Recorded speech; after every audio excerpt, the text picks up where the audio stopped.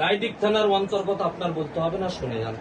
রায়দিক থানার অন্তর্গত 4 নম্বর 14 রশির নিবাসী মোহাম্মদ গোলাম পুরকাইতের একমাত্র কন্যা ফারজানা পুরকাইতকে হাজিরিনে মজলিসে সাক্ষীদ্বয়ের উপস্থিতিতে আপনার দেওয়া 10,000 টাকা দেনমোহর বাকি ধার্যে আপনার সঙ্গে ফারজানা পুরকাইতকে বিবাহিত দিলাম।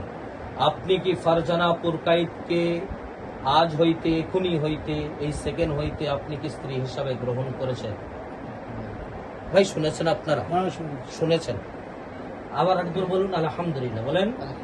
হ্যাঁ, রায়দিক থানার অন্তর্গত 4 নম্বর 14 রশির নিবাসী মোহাম্মদ গোলাম পুরকাইতের একমাত্র কন্যা ফারজানা পুরকাইতকে আপনার দেওয়া 10,000 টাকা দেনমোহর বাকি ধার্যে সাক্ষীদ্বয়ের উপস্থিতিতে আপনাকে ফারজানা পুরকাইতের সঙ্গে বিবাহিত দিলাম।